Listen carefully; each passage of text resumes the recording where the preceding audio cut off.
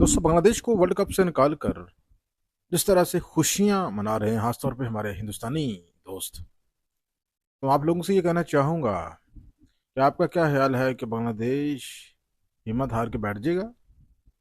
जिसने अपनी इज्जत को मुकद्दम रखा, अपने खिलाड़ियों की जानों को अजीज रखा, अपने मुल्क के वकार को अजीज रखा, जिसने बीसीसीआई के सामने और आईसीसी की ब्लैकमेलिंग के सामने झुकने से इनकार किया, क्या वो अब चुप करके बैठ जाएगा और तमाशा देखते रहेगा कि उनकी टीम को आपने इतने बड़े इवेंट से निकाल दिया? एक ऐसी टीम जिसके हाथ 200 मिलियन से जायद उसकी जनता है, जो कि आपको व्यू देती है, जो कि जिसको आपने इंटरनेशनल इवेंट के एंटरटेन से महरूम कर दिया। एक ऐसी टीम जो कि टेस्ट क्रिकेटर है, जो कि आईसीसी की बकायदा फॉर्मल मेंबर है, और एक ऐसी टीम को आप रिप्लेस करने जा रहे हैं स्कॉटलैंड, जो कि आईसीसी की मेंबर भी नहीं है।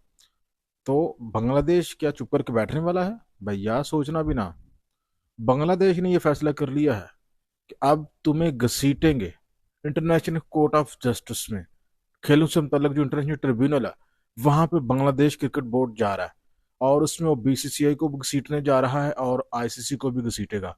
और पूरे एविडेंस के साथ, पूरे सबूतों के साथ वो बैन अवी सतह पे बीसीसीआई और आईसीसी का जो गठजोड़ है, इसको वो एक्सपोज करने जा रहा है। बांग्लादेश चुप करके बैठने वाला नहीं है। भाई, आपको याद होगा 1971 को उन्होंने पाकिस्तान से भी आज़ादी हासिल की थी, और फिर 2024 को ये वही बंगाली हैं जिन्होंने हसीना वाहिद की गुलामी से भी आज़ादी हासिल की थी। और बीसीसीआई वाले तुम क्या चीज़ हो, या आईसीसी वाले तुम क्या चीज़ हो? तुम्हारी गुलामी ये कबूल कर लेगी ये कौम? नहीं, हरगिज नहीं। बांग्लादेश ने, नाज़रीन इकराम, फैसला किया है कि वो पूरे सबूतों के साथ नेशनल ट्रिब्यूनल में जाएगा, और वहां पे ये बताएगा कि यही आईसीसी जिसने भारत को इस वजह से दुबई में जो है वो मैच खेलने की इजाजत दी। चैंपियन ट्रॉफी में जब पाकिस्तान में चैंपियन ट्रॉफी हो रही थी, भारत ने कहा जी हमें पाकिस्तान में सिक्योरिटी कंसर्न है, हम पाकिस्तान में नहीं जाने वाले। उस वक्त आईसीसी ने भारत को एक जगह पे बैठाकर जो दुबई में, और वहां से उनको एक वेन्यू दिया, और वहां पे जानबदारी का मुजाहरा करते हुए उनको सारे मैचेस दिए। और अब हम जो है बांग्लादेश वाले, हमें भारत जाने में मसला है, और यही आईसीसी जो है उसने हमें अल्टीमेटम दिया पहले, और अभी हमें निकाल दिया है टूर्नामेंट से। तो ये खुशियां मनाना बंद कर दो, जल्द ही तुम्हारी जो खुशियां हैं ये मातम में तब्दील होने वाली हैं, क्योंकि अब बांग्लादेश पूरे सबूतों के साथ इंटरनेशनल कोर्ट जा रहा है, खेलों के ट्रिब्यूनल जा रहा है।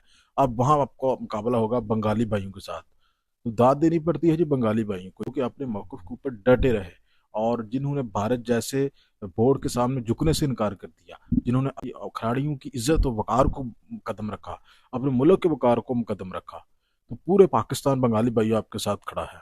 तो लीजिए नाजरीन इकराम, ट्रंप की बनाई गई गजा अमन कमेटी में अब मतअद्दद ममालिक ने शामिल होने से इनकार कर दिया है। चीन और रशिया जो है वो तो ऑलरेडी अमेरिका के खिलाफ ही चलते हैं, लेकिन अब जो हैरानकुन तब्दीली आई है वो ये आई है कि यूरोपियन ममालिक की मेजॉरिटी जो है उन्होंने भी ट्रंप के इस प्लान को मुस्तरद कर दिया है, और इस कमेटी में शामिल होने से वाज़ेह तौर पे इनकार कर दिया है, जिसमें फ्रांस, जर्मनी, यूके के बाद जो है अब वो स्पेन है, उसके जानब से भी इस अमन कमेटी में शामिल होने से वाज़ेह तौर पर इनकार कर दिया गया है, ये कहकर कि ये जो अमन कमेटी बनाई गई है इसमें फ़लस्तीनियों की नुमाइंदगी नहीं है, और साथ साथ कौम मुत्तहिदा को साइडलाइन किया जा रहा है ये कमेटी बना के।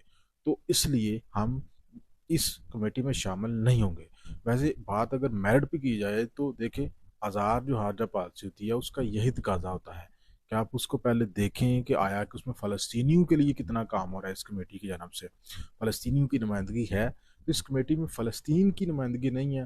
तो मैं हैरान हूँ कि इसमें जो मुस्लिम ममालिक 8 से 10 मुस्लिम ममालिक जो है वो ज्वाइन होने जा रहे हैं, उन्होंने किस बुनियाद पे जो है ये फैसला किया है कि वो इस कमेटी में शामिल होने जा रहे हैं। इसमें पाकिस्तान भी शामिल है।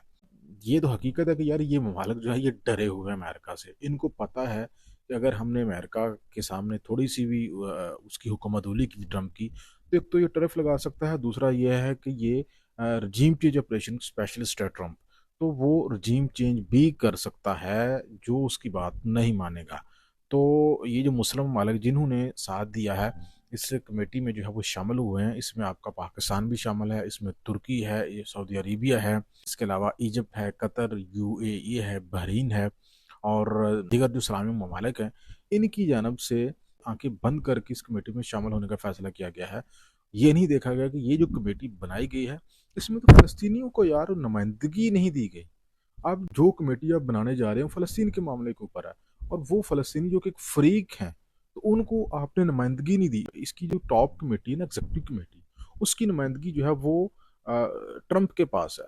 उसकी चेयरमैनशिप ट्रंप के पास रहेगी ताहयात, इवन कि ट्रंप जो है वो अमेरिका के सदर अगर नहीं भी रहे, उसके बावजूद सदारत उनके पास रहेगी। इसके अलावा इसमें अमरीकी वज़ीर ख़ारिजा मार्को रूबियो शामिल होंगे। इसके अलावा बरतानवी साबिक़ वज़ीर-ए-आज़म टोनी ब्लेयर शामिल होंगे। इसमें कोई फ़लस्तीनी अथॉरिटी का बंदा शामिल नहीं किया गया, तो सियासी बंदा भी शामिल नहीं किया गया। चलें, जो मज़ाहमती तंजीमन को तो आप साइड पर रखें, लेकिन जो कोई सियासी बंदा तो शामिल करना चाहिए था ना। जिस दिन ये कमेटी बनाई जा रही थी, साइन हो रहे थे, उस वक्त फ़लस्तीन के वज़ीर-ए-आज़म महमूद अब्बास जो वो रशिया में रूस के सदर से मुलाकात कर रहे थे। तो इस बात से आप अंदाज़ा लगा सकते हैं कि इस कमेटी को कितना जो है वो फ़लस्तीनी एंडोर्स करेंगे। तो टॉप कमेटी इसमें किसी मुसलमान को भी नुमाइंदगी नहीं दी गई। जितने भी मुसलमान मालिक ज्वाइन कर रहे हैं, ये निचले दर्जे पे होंगे इस कमेटी में। और मुस्लिम वालों को फ़लस्तीनी बुलाते रहे, उस वक़्त नहीं गए और अब ट्रंप के कहने पर दौड़ते हुए गए। बहरहाल पाकिस्तान की जानब से ये वाज़ह किया गया है, हमारे जो अस्करी ज़राए हैं जियो न्यूज़ के मुताबिक, वो ये वाज़ह कर रहे हैं कि पाक फ़ौज जो है वो किसी भी सूरत फ़लस्तीनियों के खिलाफ इस्तेमाल नहीं होगी, मज़ाहमती तंजीमों के खिलाफ इस्तेमाल नहीं होगी, किसी मुसलमान के खिलाफ इस्तेमाल नहीं होगी। तो ये वजाहत जारी कर दी गई है। बहरहाल नाज़रीन कराम, आप इस सारी सूरत हाल के बारे में क्या कहेंगे? लाजमी कमेंट सेशन में अपनी राय का इज़हार करें कि पाकिस्तान को इस कमेटी में शामिल होना चाहिए या नहीं।